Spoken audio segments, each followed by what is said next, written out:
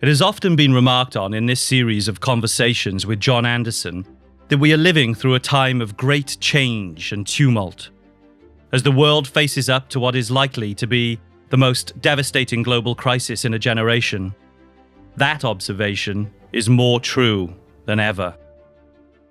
Like with so much we usually take for granted, our broadcast schedule has had to adjust to account for the new conditions we're living through.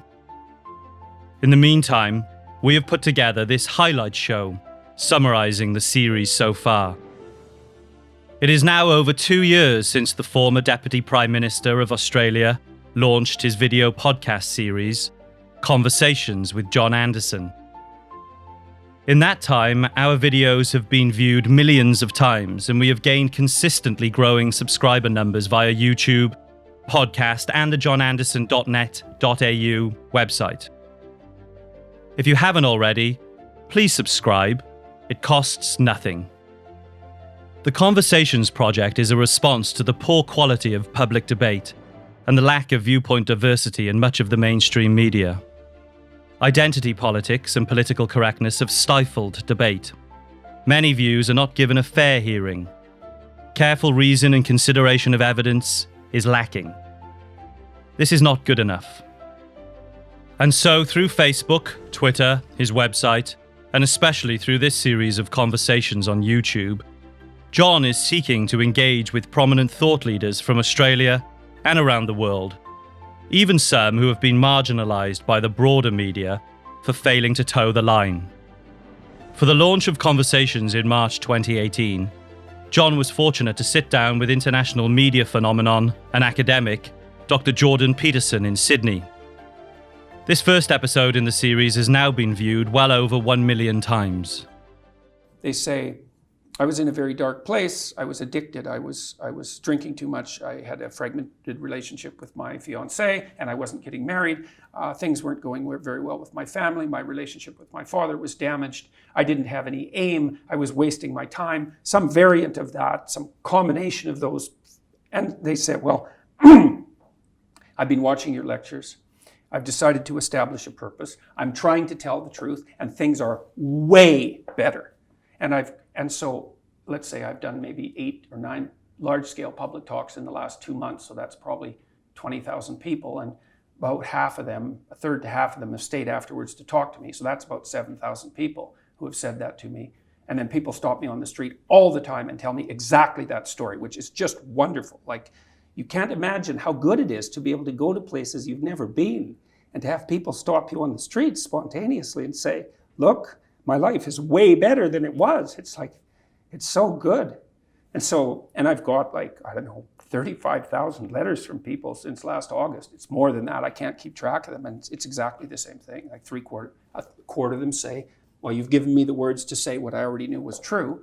And thank you for that. I can see that in the audience. It's so interesting because I can lay out a story. People go like this and say, they're doing that all the time. It's like the lights are going on. And that's a really, well, there's almost nothing better than that, to watch lights go on when you're talking to people. It's like, that's just absolutely fantastic. But to get this response from people, my father's about 80, he's 83, I think, 81. He's 81. And I put him in charge of going through my viewer email, which is an overwhelming job, but no, we've had discussions about this constantly. He's overwhelmed by the fact that so many people are writing and saying the same thing. It's like, well, I have a purpose, man. My life actually matters. I finally realized that, and I'm putting it into practice, and I'm bearing up under the heaviest load I can imagine, and it's really helping. It's like, God. And that's tens of thousands of responses now. So you couldn't hope for anything better than that. There's zero harm in it, right? It's just people putting their lives together. They're not mucking about with other people. They're not trying to make broad-scale social transformations about which they have no idea. They're trying to make their immediate environment better. And it's working. It's like, great. It's great.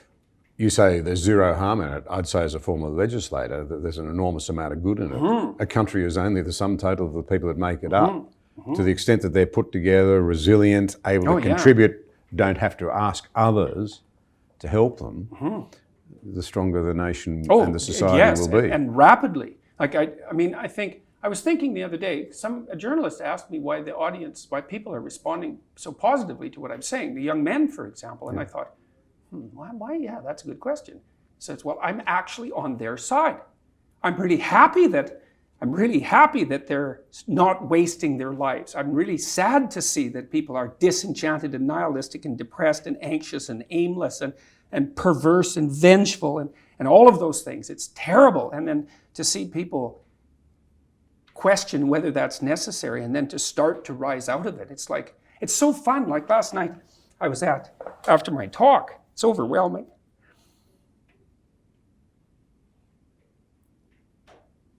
I don't usually think about these things, but I was after my talk last night, and so all these people line up, and they have their 15 seconds with me, and they're kind of tentative. They're excited and attentive when they come up to talk to me, and then they have 15 seconds of time to tell me something. I'm really listening to them, and they're hesitant about whether or not to share the good news about their life, and I think it's often because when people share good news about their life, people don't necessarily respond positively. They don't get encouragement. And people need so little encouragement. It's just unbelievable. And so they'll tell me something good, and I think, that's so good. Somebody says, I'm getting along way better with my father. I hadn't seen him for 10 years, and now we get along. It's like, God, great.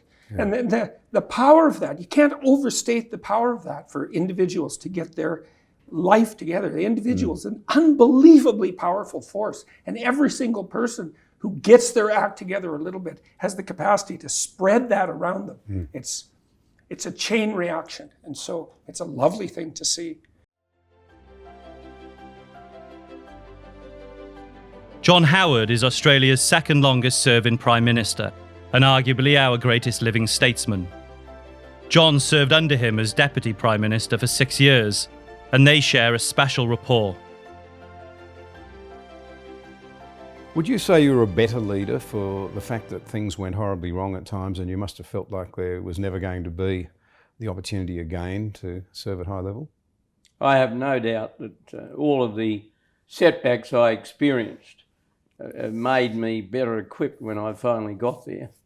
Now that is said with all the benefit of hindsight and in the knowledge that I finally did get there and stayed in the role for a long time. I probably didn't feel so at the time, but there's no doubt that adversity hardens people. There's no doubt that setbacks test whether people have resilience. I look at the great figures of history that I admire, men like Churchill. I often say of him, because he's such an exemplar of this, that the main thing in public life is to get the big things right.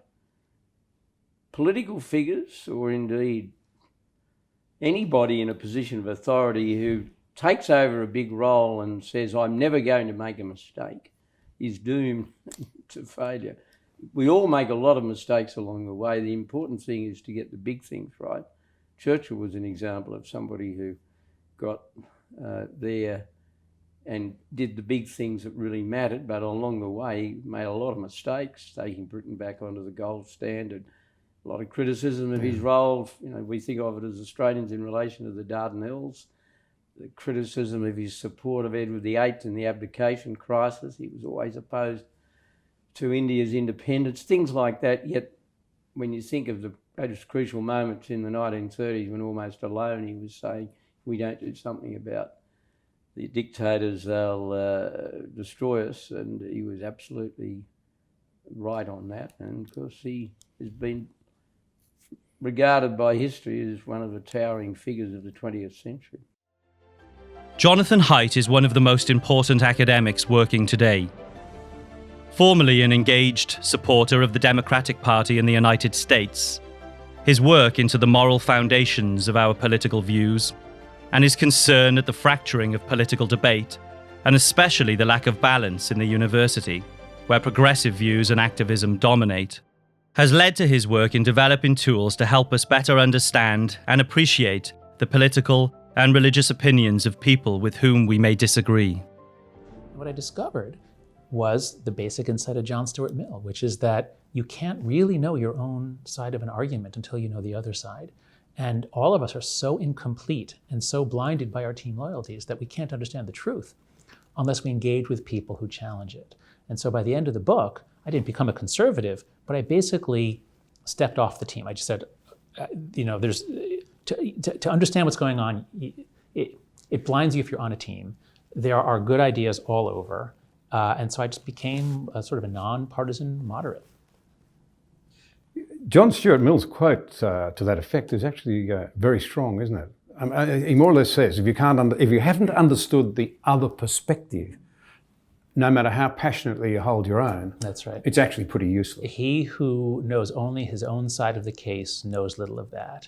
His reasons may be good and no one may have been able to disprove them. Here I'm beginning to paraphrase. But if he does not know what the other side's reasons are, then he can have no confidence that he has gotten it right himself. And he even says, it's not enough that those ideas should be brought to you by your teacher who does not believe them himself. You must hear them from people who honestly hold them, who believe in those ideas. And so this is one of the problems that we're having, as at least in America, as all of our institutions purify, and the universities they lean left. There are very good reasons for that. That's always going to be the case. But as they've gone ever more left, and there aren't really conservatives available to act as teachers, students are not able to get a full understanding of politics, and this damages our civic life. It prepares the students poorly to go into government service.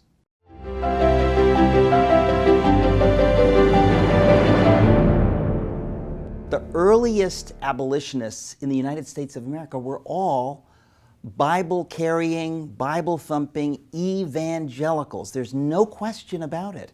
And so if you want to see where abolition started, it was always evangelicals. It's absolutely undeniable. So when people say things like, Christians approved of slavery, people may have been technically Christians in that they weren't Muslims, they weren't atheists, they weren't Jewish, so they say they're Christians. Well, what Wilberforce and his ilk illustrated is that they're Christians and they're Christians. They're Christians who live out their faith, who see these things, these injustices, and abolish them, do what they can to abolish them, and work against these injustices. And then there are people who simply call themselves Christians and go to church.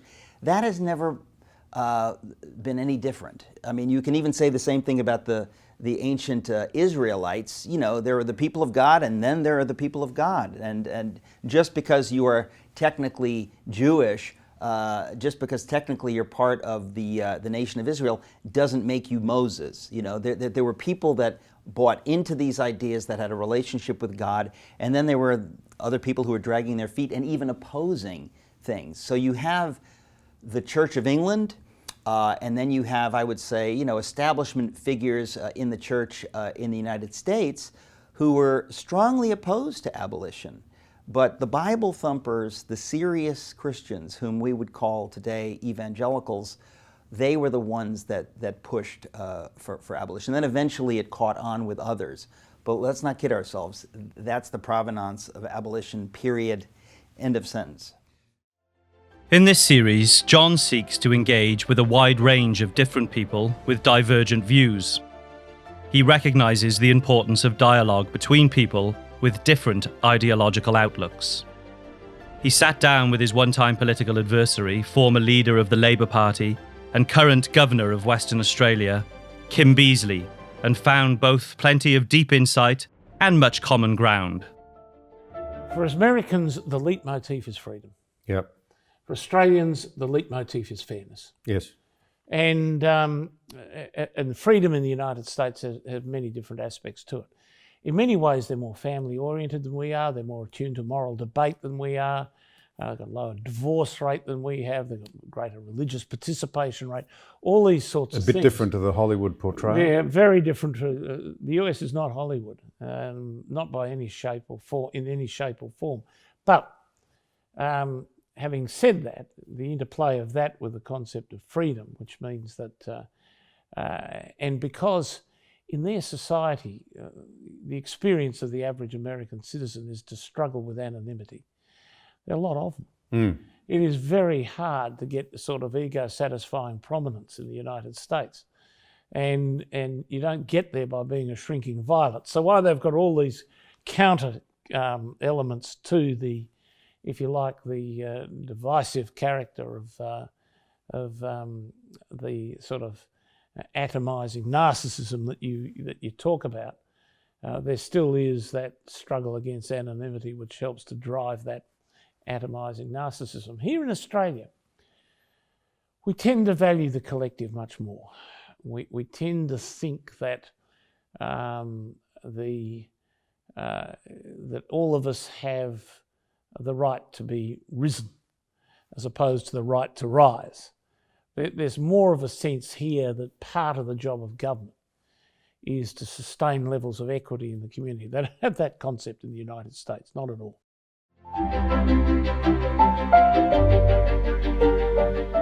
When we speak of religious freedom in the West, we're speaking about a particular rendering of the idea. It isn't the freedom to go about and haul someone before a Sharia court or stone someone to death because they're not respecting the particular rules of a doctrine. We're talking about Western freedom of religion that has been heavily influenced by the Judeo-Christian tradition. In the 2nd century AD, Christians were accused of atheism because they wouldn't worship the gods of the state. And they wouldn't worship the gods of the state, in part because they had a scriptural justification for not doing so. Christ said, "Render unto Caesar the things that are Caesar's and unto God the things that are God's." Christianity provides the ultimate defence against totalitarianism. It has a scriptural defence of the limited state.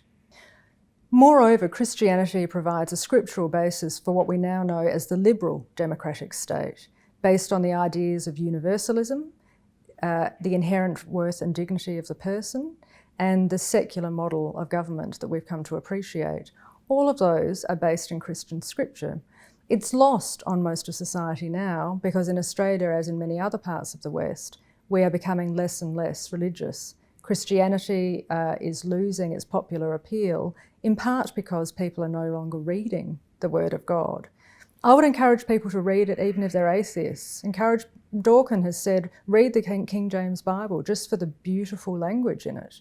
Appreciate it as a cultural artefact, even if you don't have Richard Dawkins has said that. Yes, because of the superb language, because it provides a great lesson in the English language. And we're now getting to a point where there's such a cultural cringe about Christianity that people can't even appreciate it from an aesthetic perspective. They don't want to look at how the belief in the divine has inspired the greatest art and music and literature of Western civilization. So when we start to talk about doing away with Christianity and addressing the question of, would we be better off without it? Well, no, because it's the basis for liberal democracy, it's the basis of the secular state, it's the basis for universal morality that guides our law and our political systems, and it's the basis for that absolutely critical Western conception of individual human worth, that is, imago Dei. The British journalist Peter Hitchens is a friend of the channel and has been good enough to talk at length with John on 3 separate occasions. His understanding of history and how it relates to current events is unsurpassed, and as such, he brings a singular and searing perspective. People are very distrustful of the system, politics, the institutions of our society, the church, and they're badly fractured as well. They're fragmenting into groups that seem very hostile to each other. How has it come to this? Well, it's come to this because ultimately things have an effect long after they've happened. When I was a small child, I lived near the great seaports of Portsmouth and Southampton and would go down to the beach and watch the great ocean liners, which still then went backwards and forwards across the Atlantic. And there was a game you could play. You could watch, say, the Queen Elizabeth, an enormous ship, pass by about 2 miles out. And you would then wait for the bow wave to come. Sometimes you'd wait so long you'd forgotten it was coming, and then you'd turn your back on it, it would whack you in the back so hard it would knock you over. There was a huge distance in time between the event and its effect. And I think we see now the effect of the collapse of, particularly of European Christianity, which I think began in and then followed on from the First World War, where the churches made the grave mistake of supporting a war which turned out quite patently not to be a Christian act or to be the great war for civilization that had been portrayed as being, and so associated themselves with wickedness on such a scale that they could never really recover their moral authority, and it began to drain away from that point. But of course people continue to act. You don't suddenly get an audible click and people suddenly stop behaving in a Christian fashion because the churches are collapsing. The cultural Christianity, the general understanding of Christian rules, the general knowledge of the scriptures, the Sermon on the Mount, persisted in the population and still persists in people of a certain age, but has pretty much vanished. I was reading the other day that thanks to various films and children's fiction, many English children now know the Greek myths far better than they know the Gospels. They simply are not taught the Gospels, for instance. They don't know the parables, which have been a huge influence, for instance, on my life. I know them. You can't expect this kind of cultural earthquake to happen and for it not to have an effect. The amazing thing is that it's taken so long. But the wave has finally struck the beach and people are seeing it. The two great consequences, the two great material consequences of Christianity for the societies in which it's been prevalent are trust, on which almost all serious activities must be based, and the rule of law over power. How can anyone accept that law should be more authoritative than temporal power unless they believe that it has some sort of divine origin? And once that goes, it goes. So these things are departing from among us while we continue to live in highly advanced, physically and technically advanced as well, civilizations, where those advances are ultimately based on trust and the rule of law. In the end, as they depart, those societies will cease to operate as they have done. And I think it is an ineluctable process, which we're lucky only to be seeing the beginning of.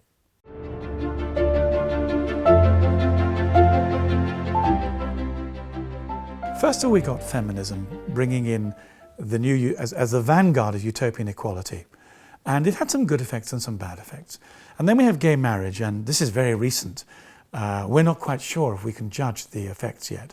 So people like me are saying, actually, guys, this is built on very thin ice, and the outcomes we can see are not looking promising.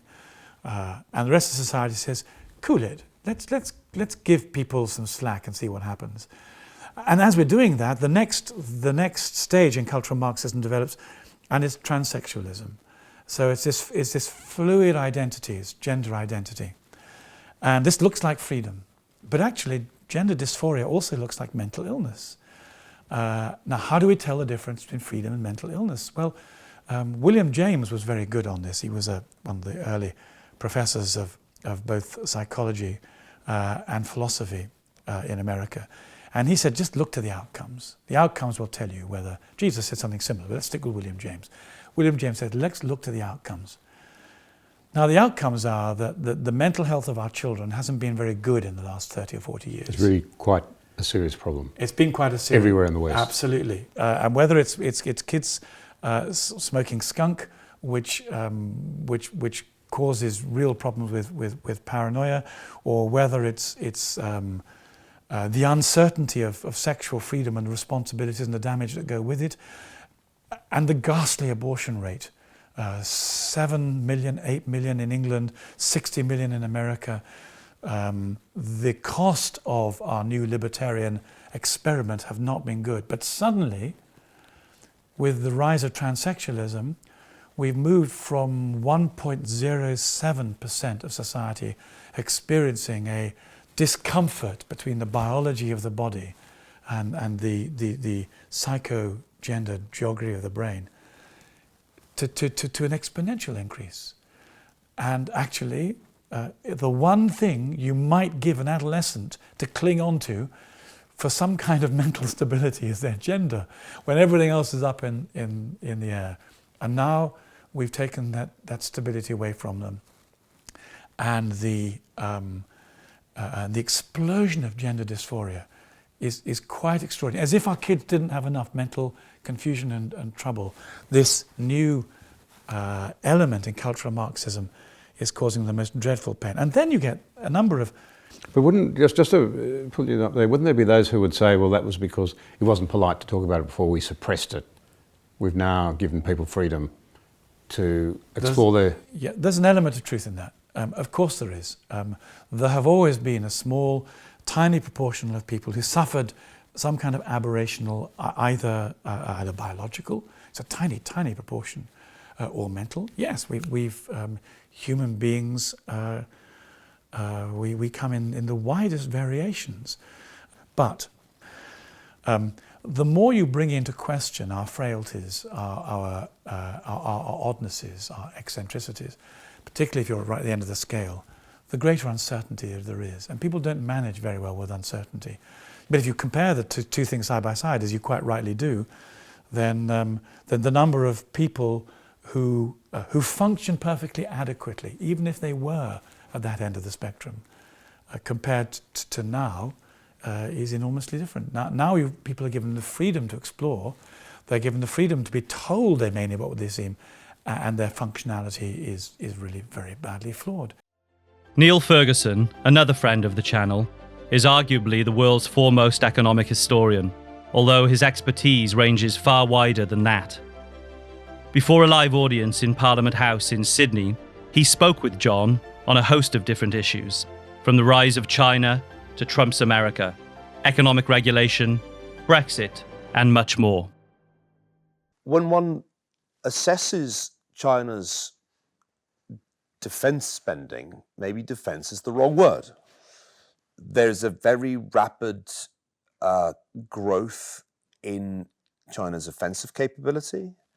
China is, for example, building up a missile capability that would pose a profound threat to US aircraft carrier groups in the event of a conflict.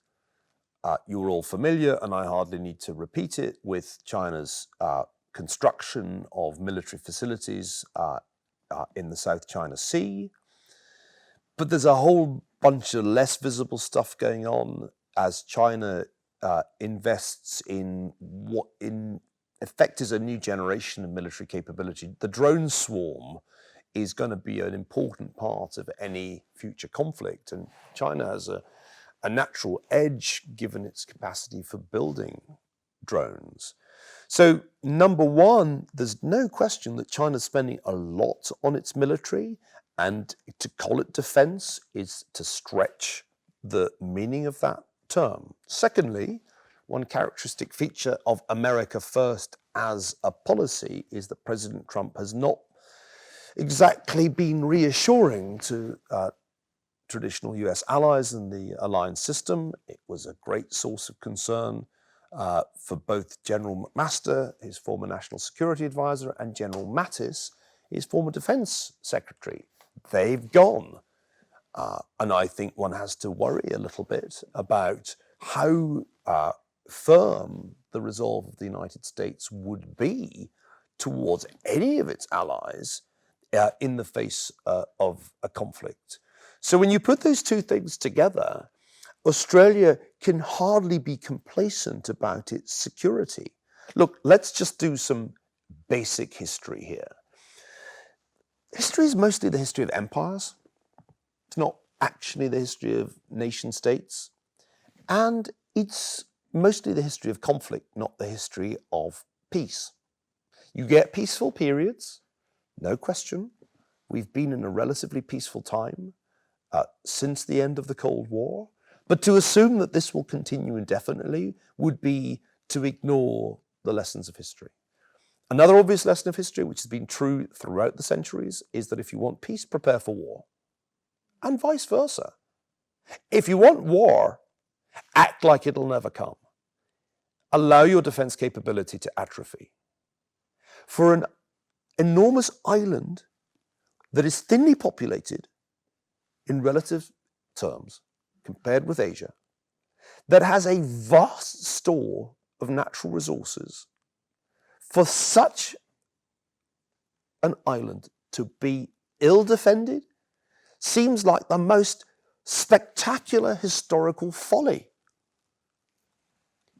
In particular, when it is in relatively close proximity to a one-party state with obviously imperial ambitions. It's quite a long way away from its principal ally. That China has imperial ambitions is obvious. The more Chinese leaders in their speeches say, oh, China never does conquest, the more I'm like, seriously? You really going to make that argument? I mean, the Qing Empire was taking great chunks of Russia just over a century ago. So let's get real here. This is not a good situation. It was okay during the Chimerican era when the Chinese were like, okay, it's no problem. We'll just sell you stuff cheaply and underpay our workers and lend you money. It's cool. We'll buy Australian stuff, not a problem. Market price, how much do you want? That was all fine. But anybody who thought that that was going to last indefinitely was dreaming, because the whole point of Chimerica was that it was a temporary, illusory relationship, and that at some point China wouldn't need it anymore. And the Chinese are kind of getting to the point where they don't need it anymore. And the bets that we placed from the Clinton era that they would liberalize or that the internet would somehow turn them into a democracy, all that's gone. China's actually gone in the opposite direction politically. Xi Jinping has increased the central control of the party, is reimposing doctrinal orthodoxy, is cutting out such free speech as had developed in China's public square. I mean, how many more flashing red lights do you need? So I think this is kind of getting to the point of urgent. And what I see in Australian politics is a debate that if it was going on in a regional council in Scotland would seem parochial. The parochialism is stunning.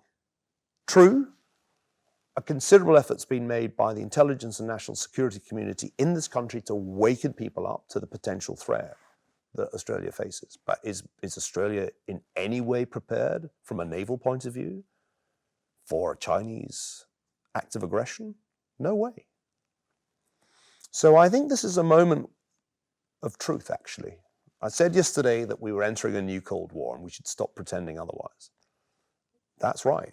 And this Cold War will be very different from the last Cold War. It will be fought in different ways. It will be an arms race for everything from artificial intelligence to quantum computing, more than for nuclear weapons or rockets to the moon. And the battlefields will be different. When you consider what China's Belt and Road Initiative has become, it is nothing less than Weltpolitik, than a global policy. It's far extended beyond the original concept that was essentially a Central Asian, Indian Ocean concept, and has become global. And the search for commodities is not a trivial part of what is involved. Empires, at some level, are about acquiring commodities at below market prices. That's kind of what empires are. Or at least not trusting to the market to deliver you the commodities. So it's better to own the real estate and own the mines, control the supply chain, and not be at the mercy of the market or the mercy of a navy, which China currently is, the US Navy.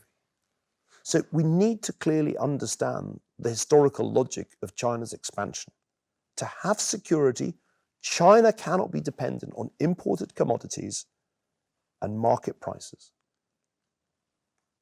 When you think about what that implies for Australia, it's really quite scary, because Australia is a prize.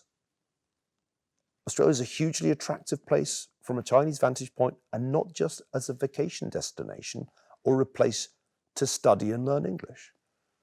And I'm stunned by the lack of awareness of the strategic vulnerability of Australia, when everything should be screaming to you, prepare.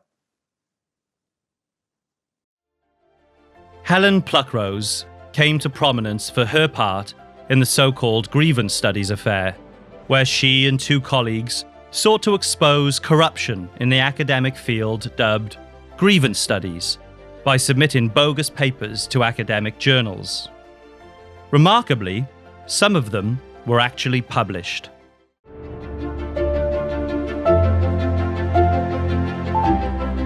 One of your papers touted insights, and I'm quoting from the newspaper here, into male rape culture based on the inspection of 10,000 dog genitals.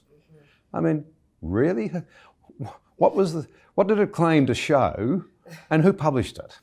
That was Gender, Place and Culture. That's a feminist geography journal. So we're not worried about geography. It's not one of the high up geography journals. But when you get a kind of identity study attached to any other discipline, like feminist geography, feminist social work, then that is when you see some real sort of madness appear. So yeah, our dog park paper, as we call it, it argued that by looking at dogs in a dog park and incidents of unwanted humping among them and how humans reacted to that, we could confidently state that both dog parks and nightclubs were rape condoning spaces and that we should train men like dogs. And we submitted a first draft of this, and it was received positively. One of the reviewers suggested it could be benefited by the addition of black feminist criminology. So we did that, and it really is an absolutely absurd paper, but there's also a very dark element there, because the reason it went down well was because we were claiming a kind of implicit bias. If you've seen the reference to implicit biases, we can't see racism and sexism so easily anymore because it's been criminalised and it's also frowned upon, but it's still believed to be there. So a lot of scholarship looks into ways to dig it out and make it visible. So by making these claims about how people responded to their dogs, we were feeding into that. And by making men the villains of the piece, we were also flattering the political biases.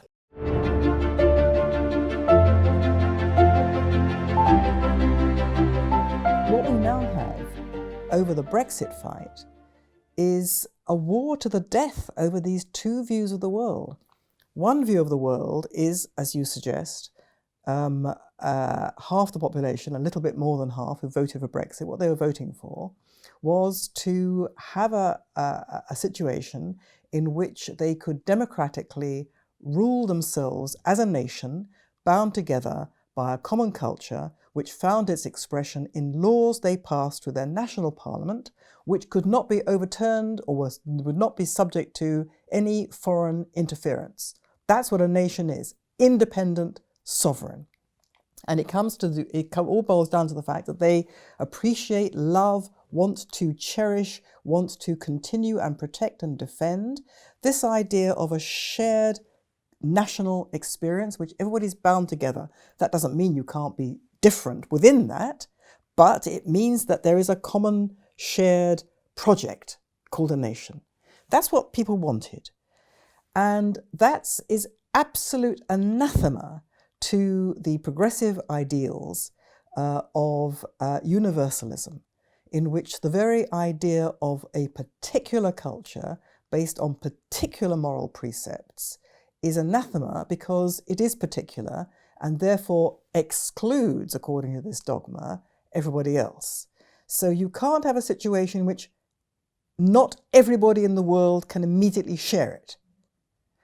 And consequently, you must destroy it. And as a result, the nation is illegitimate. And as a result, anybody who voted for that in Brexit is themselves illegitimate. They themselves must be racist, xenophobic, and so on.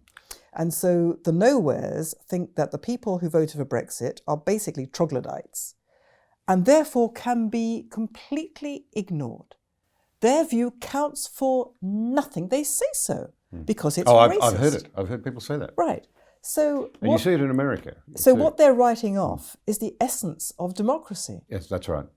That's what they're writing off. Many of my fellow citizens' views are so illegitimate that they shouldn't be allowed to have their say. But you can see from their point of view why they have to stop this. Because, first of all, they purported to stand for everything good in the world. And that anybody who stood against that view of the world was just not really entitled to be part of society at all. They could be written off. Now you can deplorable. But you can do that with a few people. You can do it with a few hundred people. You can do it with a few thousand people, but 52% of the population, what, they're all racist, they're all xenophobic, so this can't be. Author and journalist Douglas Murray is tireless in his determination to expose the hypocrisy and irrationality of so much of today's political debate, especially when it comes to the dictates of political correctness and identity politics. Yeah, there's a pattern in all of this. As I say in that chapter, you can see the intellectual underpinnings, and they come from this idea that it's a Marxist idea, but it's just transferred to the modern era, where instead of talking about society in class structures, you talk about it in minority interest group structures, and you lump people like this. What is the primary aim of this? Among other things, it is a different interpretation of society, which is therefore intended to segregate and pull apart societies as you and I might understand them. So that people's primary affiliation is not that I'm an Australian, or I'm British, but I'm a member of the LGBT community in the Greater Sydney area, for instance. You can predict with 100% accuracy the people who encourage this, the people who will grab the latest claim by an interest group and run with it. And it is always people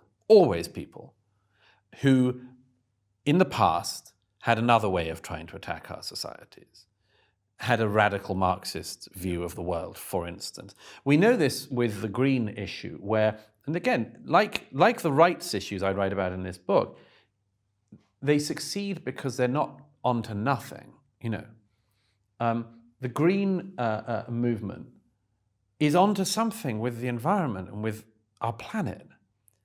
But it has this hideous red interior which keeps exposing itself as desiring not a better relationship between ourselves and our environment, but, for instance, the end of capitalism. Yeah.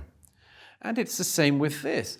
I expose in each of the chapters that the people who make it repeatedly and desperately plain, that they believe, for instance, that being a woman should be merely the first step in a wider mission to bring down capitalism. Now, I don't think most women are on board with that, and most women would be rather surprised to be utilized in this fashion. But that is very clearly and explicitly, and I quote the various scholars and writers who've been pushing this for years, this is explicitly the aim. And it's why, as I say, you can always predict exactly who is going to latch onto the latest claim. When, for instance, the big bearded man with male genitalia wins the women's weightlifting competition, you can predict with 100% accuracy who is going to say, yeah, what's the problem with that? And the people who are going to say, I'm not sure Clive the big weightlifter should be winning the women's category. You can predict it. And the people who say, why have you got a problem with that, bigot, are always the same people who believed in the past that our societies needed to be pulled apart in another fashion. And now they'd like to do it in this fashion. Claire Lehman is the founding editor of Australia's groundbreaking Quillette magazine. To quote their mission statement, Quillette is a platform for free thought. We respect ideas, even dangerous ones. We also believe that free expression and the free exchange of ideas help human societies flourish and progress. Quillette aims to provide a platform for this exchange.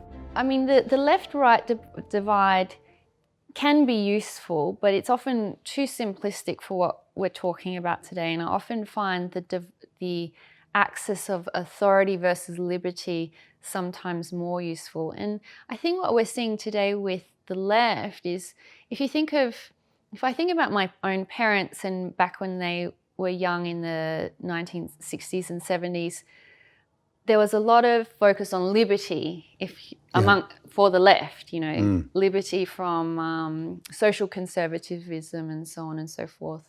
And free speech was a huge part of what it meant to be a leftist. Yeah. Today, and family values, by the way. Yeah, yeah. Traditional family values. They were fierce defenders Sure. of mum, dad, and the kids. Yeah. Well, that's part of defending the working workers, is to defend working families. But I think the shift, what we've seen is a shift towards more authoritarian leftism rather than liberal leftism. And so I find that liberal leftists are really easy to get along with and to talk to and debate with, and they're happy to have debates over any of these topics or any topic at all. But it's the authoritarians who are not open to debate. And unfortunately, the kind of progressivism that we're seeing in younger people today, and that is being taught within universities, is of the more authoritarian strain. And that is unnerving. And one thing that concerns me is how it gets reinforced by social media. So social media is this great engine for confirmation bias. Yeah, right.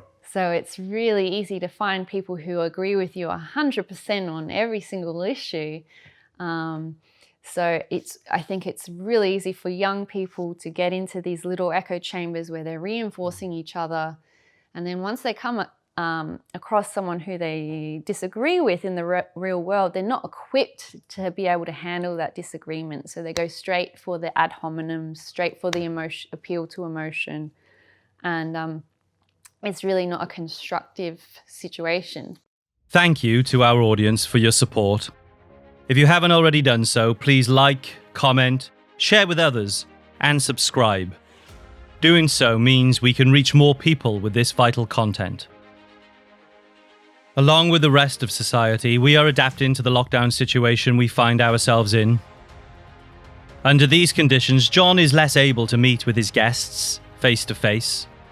So we have launched a new series of interviews, John Anderson Direct, so John can continue sharing the views of important commentators, even more important at a time like this. Please enjoy. Yes, of course, and I should stress here that I make no claims to expertise in this matter. What I have done is I've started from the basic principle of almost all journalistic inquiry, and indeed almost all inquiry in the modern world, which is the great statement by Otto von Bismarck, never believe anything until it's been officially denied. Start from a position that you don't know, and that the authorities don't necessarily know either, and ask questions. And what I have found is that a number of prominent and highly qualified people, and I will name them in most cases here, have serious doubts about what we're doing. The first of them is Professor John Ioannidis of Stanford University in California, who believes that the supposed mortality rates from COVID-19, which have been suggested, are completely and utterly misunderstood by those who are putting them forward and are based on statistical nonsense. His work is well worth consulting. Secondly, and this is by no means the only person in this position, a very prominent and distinguished professor of medical microbiology in the University of Mainz, one of the main seats of learning in Germany, Professor Sucharit Bhakdi, has made two major interventions in the politics of his country, saying that the shutdown of the economy is wrong and disastrous. Particularly, he argues that it's disastrous for the very large number of healthy old people in our societies who rely very much both on social contact and on exercise to sustain their health, and who, if this is prolonged, will be severely and permanently damaged. And he foresees quite a large number of deaths resulting from this. And so if we're trying to put this as some people try to suggest, as a crude question of life versus money, it isn't. The loss of life from this policy is potentially considerable. And you see also in the experts from Sweden who are continuing to insist that their government behaves like a normal government and takes a moderate and proportionate action rather than precipitate and extreme action, that they also doubt very considerably the extraordinary social, economic and political experiment being engaged on by so many major Western countries.